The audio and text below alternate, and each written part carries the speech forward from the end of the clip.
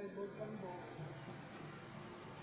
daan sa karaang panahon na ana kato sa tertulyan nga magtutuo pagano panahimok nga magtutuo kang Kristo.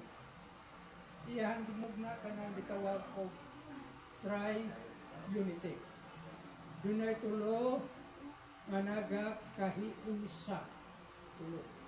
Nagakahiusa. Kinsa ng tulo nga nagakahiusa, ablihay, awa ka diha katulad King James Version, kung video ba ito, mabasa sa 1 Juan 5:7, pero lahi nila ang mga Biblia karon. Gisuot ni Apostol Juan. Nagkakana yun sa King James Version, na dunay tulo nga nagadalag pamatuod sa langit. There are 3 that bear record in heaven. Ang Amahan, ang Pulong, yung mao si Ginisus karon, pag-anis kalibutan, o ang Balaan na Espiritu. Gawas niya na, sa pagbautismo ni Ginisus, mabasa diha sa maayong balita nga sinulat ni Apostol Mateo.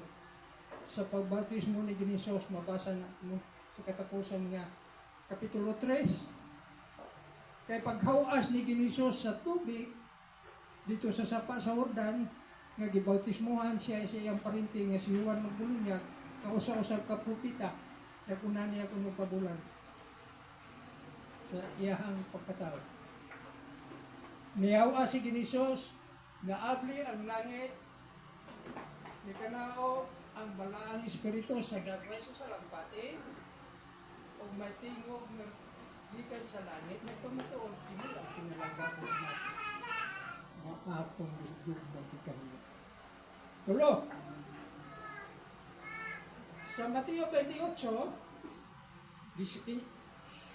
ayaw ko nagtinin niya ng mga sa Mateo 28, versikulo 19-20, niingon siya sa iyang mga tinunan, unsi sila, kay nung kuikog naman sa Judas. Panlakaw ka mo sa tanang katauhan, sa tibuok kalibutan. Himua sila nga akong mga tinunan.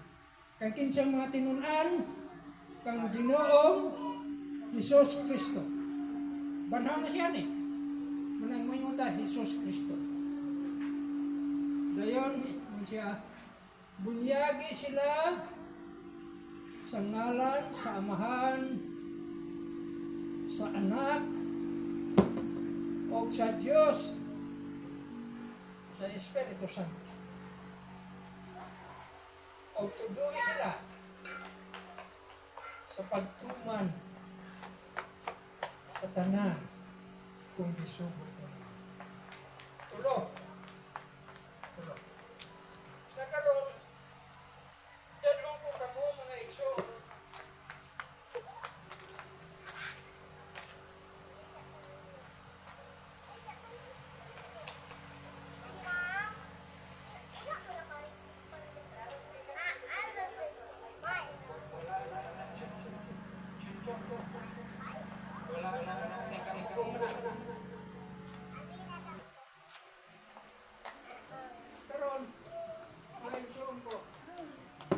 Dadon po kamo, di akong basahon.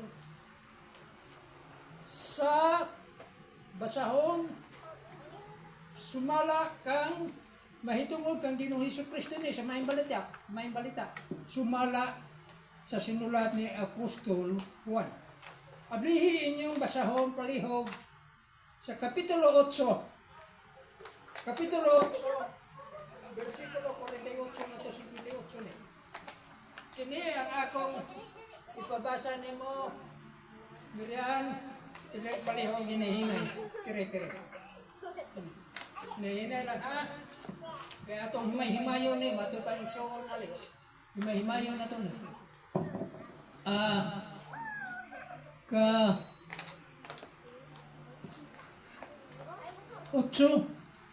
8 termerian. So, 1.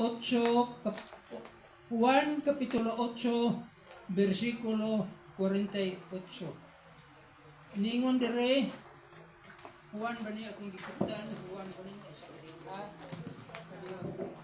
Juan 8. Juan 8,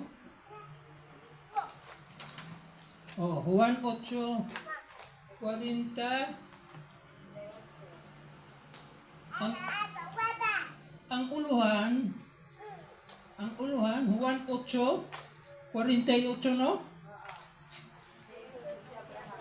Si Jesus o si Abraham. Sige, na lang ha. Tagsa-tagsa ka versikulo ni. 48. Asa naman eh? Si Jesus o si Abraham. Sige. Palihog basa. Versikulo 48. 1, 8, verse 48.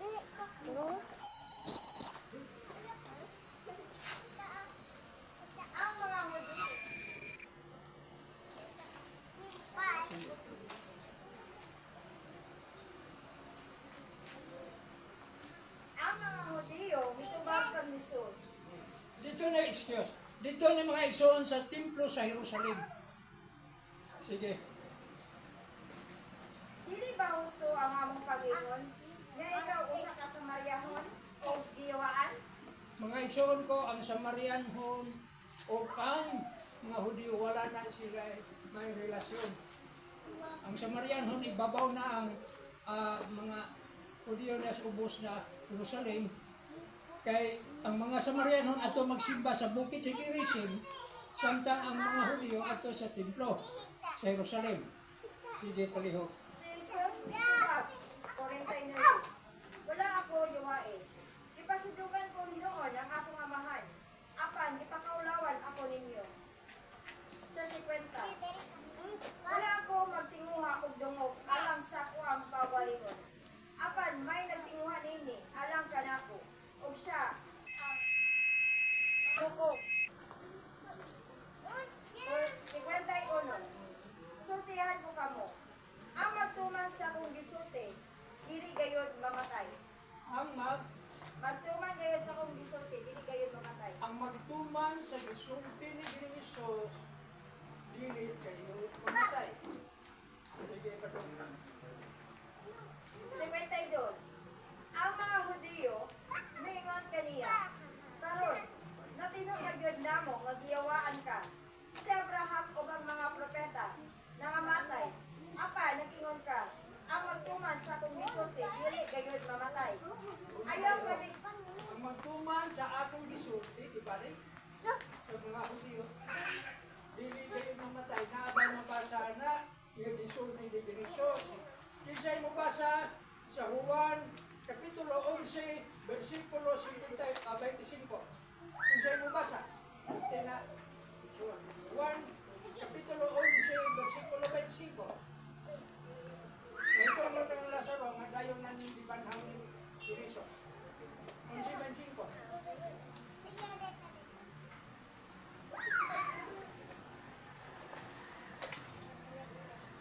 Sabay 5. Ug si Jesus mingon kaniya. Ako mao ang pagkabanhaw ug ang kinabuhi. Ang nagtuo kanako bisan tuod mamatay, mabuhi. Si Jesus, mao ang pagkabanhaw Ug ang kinabuhi. o ang kinabuhi. Bisan ang tao karon nga mamatay, makabaton o Kinabuhi. kinabuhi. Sige, 26. Sa 26. Ug ang tanan nga buhi ug nagtuo kanako, dili gayud mamatay. Ituo ka ba ni? Ang tanan nga mabuhi, ang tanan nga buhi, nga nagtuo kang Ginoong dili niya kayo mamatay. Nagtuo pa mo ani-ana mga igsoon? Espirituhano na. Espirituhano na. Ngos Ginoong sa kuhandaran. Kamatuoran mo di kinabuhi. Yang isulti na. Balik ka dito. Sa Juan 8. Versikulo 54. Si Jesus mitubag. Buot pasidunggan ko ang akong kaugalingon. Walay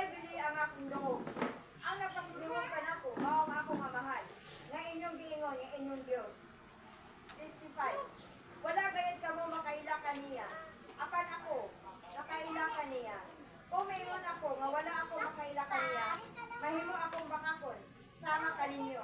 Apan nakaila ako kaniya, ug nagtuman sa iyahang sugo. 76. Nakaila si Ginuso sa Diyos kaya nagtuman o nagtuman sa iyang sugo. Tingnan na mo iso. Sige. 56. Ang inyong amahan nga si Abraham, nalipay nga makakita siya sa adlaw sa akong pagani. Nakita niya kini kung nalipay siya. 57. Ang mga tao mayngon kaniya, wala pa gani kay 50 katuig. Unya, nakita mo na si Abraham? Si Jesus mitubag. Sutihan ko kamo. Wala pa gani matawo si Abraham. Ako mauna. Panunda. Nilingon ng mga Hudyo, wala pagalit kay Sintinta ang mga edad. Sa totoo ba yan? Wala pagalit kay Sintinta. Wala pa gani kay 50 katuig. Unya, nakita mo na si Abraham? Nakita mo na si Abraham. Ang sunod, bersikulo, ingon, Jacob Isos. Sutihan ko kamo. Wala pa gani matawo si Abraham. Ako mauna. Nilingon si Isos, wala pagalit ako, wala pagalit matao si Abraham. Ako mauna. Ang mga Hudyo, nagdanaw, nagpangagpa sila una-una sa tawhanong na tainggan. Pani, kasabot ni Kristo sinihinay, sa ilang atubangan na siya mao ang tulong nga naghatag ng kinabuhi ug kahayo sa kalibutan. Ingon siya? Imani sa versikulo 17 sa Juan 1:17, balaod yata sa Diyos ko Moses, apan ang grasya o ang kaluturan niya o pinagikan Jesus. Wala, yung check books, katapusan yung mga ibasa dahil, wala pag-alay.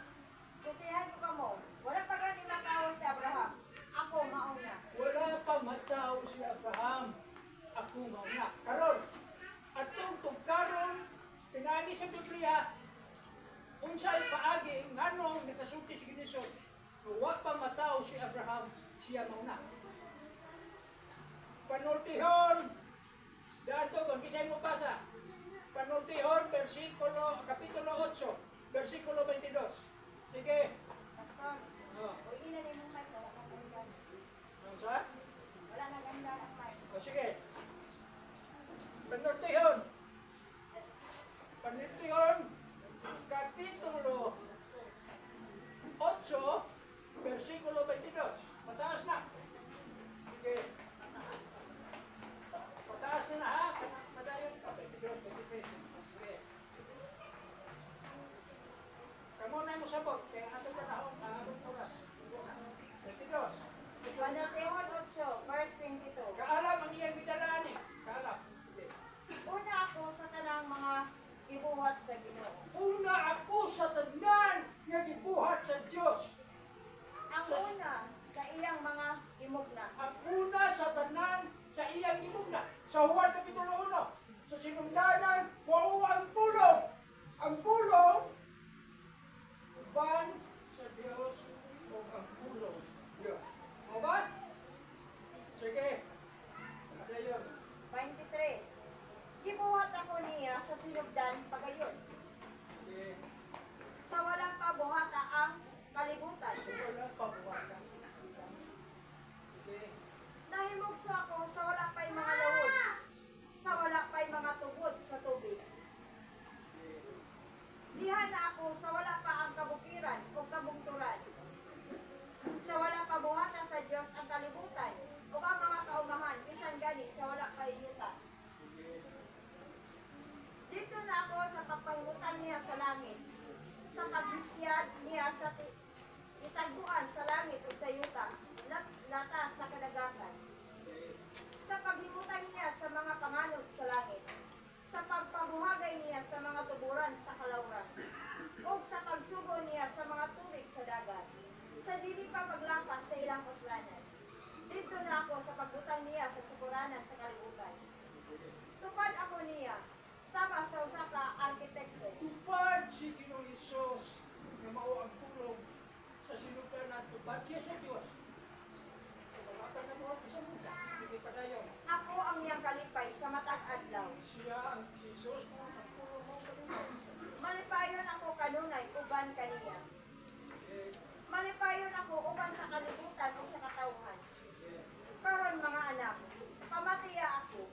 Buhata ang ipabuhat ko kaninyo o pagmalipayon kamo. Matalinghugi ang itudlo ko kaninyo.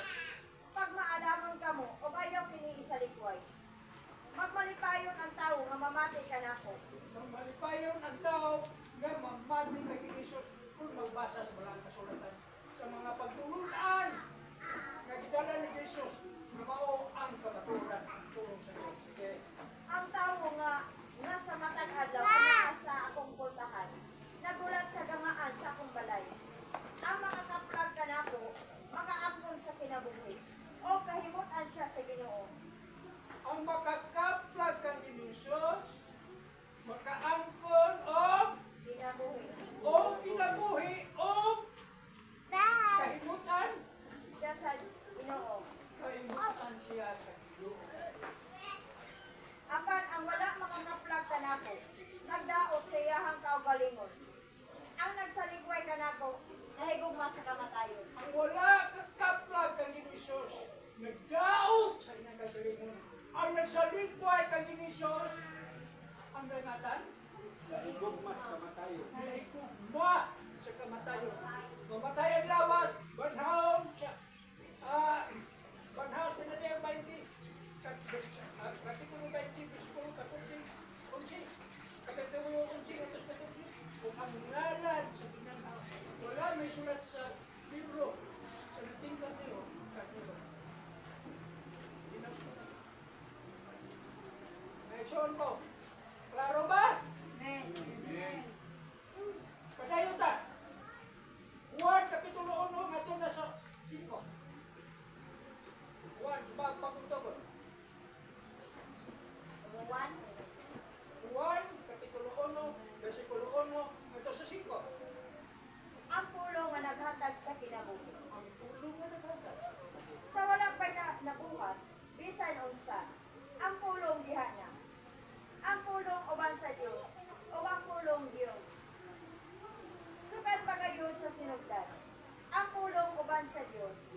Pinaagi kaniya, gibuhat sa Dios ang tanan, o walay bisan usa sa tanan, nga nabuhat nga dili pinaagi kaniya. Diha sa pulong ang kinabuhi, o ang maong kinabuhi, mao ang kahayag sa mga tao. Ang kahayag nagdanag diha sa kangitngit, o wala makabutog niini ang kangitngit. Wala makabutko. Kinsa man ning kangitngit? Buhat. Buhat kinsa kangitngit paliw tanawa. Buhat kapitulo 26 bersikulo 18. Kinsa man ning kangitngit, kinsa man ning nangulo naggahom sa kangitngit o kinsa kaning mga sabok sa nagahom sa Buhat kangitngit. 26, 18. verse 18. Ikaw magpabukas sa ilang mga mata. Si Apostol Pablo, naimon na siya magsasagya o apostolis ni Jesus. Sige. Ikaw magpabukas sa ilang mga mata. O magtutol kanila gikan sa kangitngit, ngadto sa kahayag, o gikan sa gahom ni Satanas, ngadto sa Dios.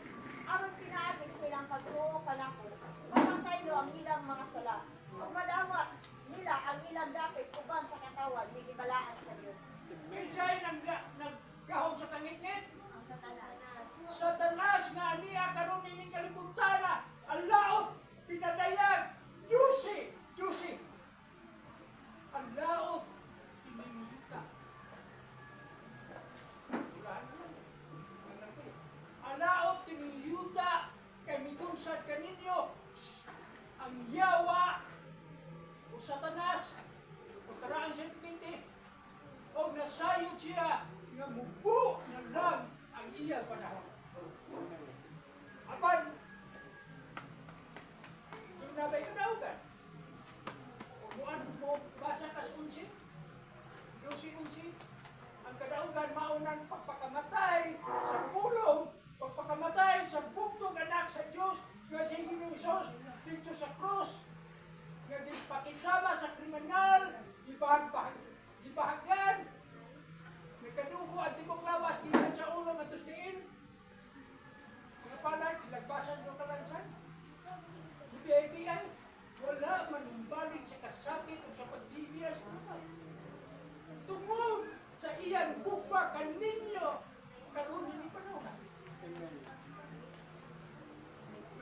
amahan sa grupa, sa amahan sa Juan 37. Juan 37. Maliw ba sa? 1, 37. 3, 36. 36. 6. Juan 36. Kahit ihigugma pag-ayo sa Dios ang kalibutan, ug tungod niini gihatag niya ang iyang buktong anak, aron ang tanan nga motuo kaniya dili malaglag, kundi dili makamaton hinuon sa kinabuhing dayon. Ano ang kalihok? Sa dito siya cross. Nagpinarna sa Panginoong Isus. Gikan pa sa alas 9 sa buntag ganito sa padayon sa alas 3 kapon mo nakasakit niya yung itinata. Apan, sa dayon na siya mamatay, nanghangyo siya sa iyang nangito kamahan ang buhi na Diyos na nag-ingon. Pasaylua sila amahan, kay wala sila masayo sa ilang ibuha. Iampo na kita, kamo ug ako, gidupa na ni Ginoo, ipatuwa na siya dugo. Iantos niya ang bunong sabat. O naghangyo, pasaylua sila amahan, kay wala sila masayo sa ilang ibuha. Tugyan niya ang Espiritu, matay siya. Busa 36, siguro 36. 4 ba pastor? O, kuwan. 3 ba to? 3, Ipuro 3, versikulo 36. Ang nag-ani makadawa kog suhol. Dili sa Juan, Ay Juan tres 3, ay 36 no? Ay 36.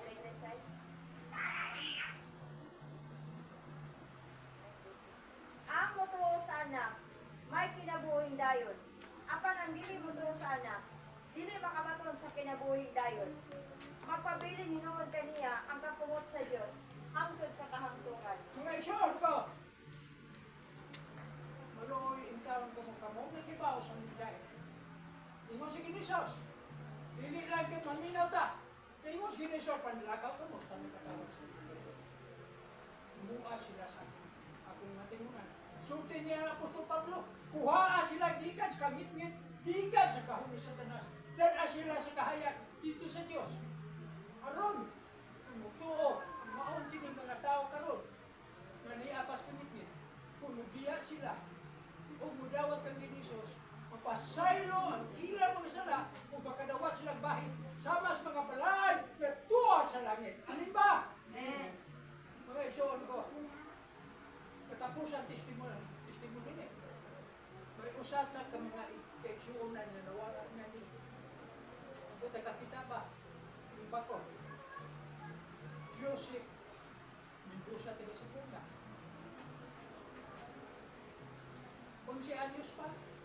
Isyuso mga kamahan, nakatun siya.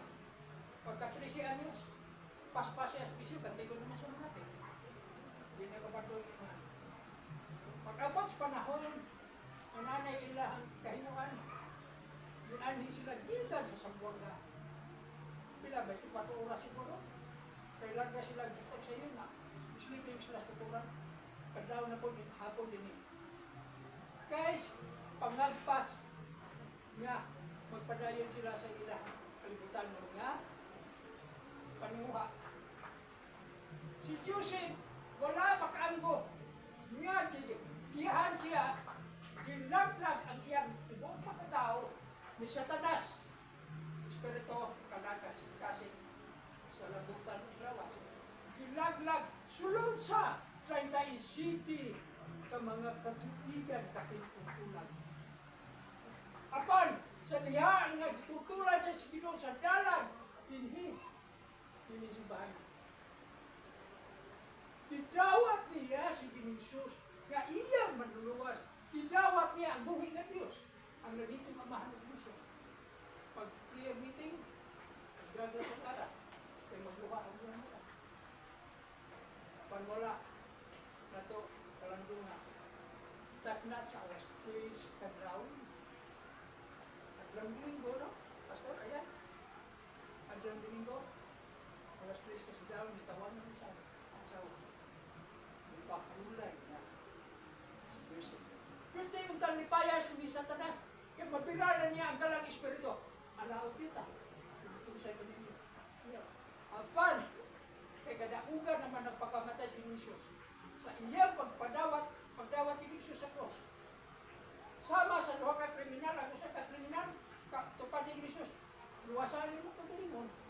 basa sa kami. Ngayon po mo sa ayaw, pagsulti na na, ang ngayon ta, kaya nakasalata. Apan kinitawhan na, wala makasala. Diyan ko na niya, nga anak sa Diyos. Ngayon din siya. Ginoo, kung muadto ka na sa imong ginagawa, lundumi, taw ako. So ito ba ni Kinisos? Karon, magagawa, uban ka, kanako, sa ginagawa. Dahil gingawa ni pasuligan ni Kinisos, ang naulahi-una, naulahi, o ang naulahi, pag-aksyon ko, likas pagkamatay ni Jesus sa hospital na naulahi. Kapag kay kamo, nagdawat ni Jesus kay inyong manuluwas. May posibilidad, ibalik ni Jesus. Diha sa kapanganuran. Unod ni Sordinica 4, 13, 18. May una kamo nga midawat ni Jesus. Amin ba?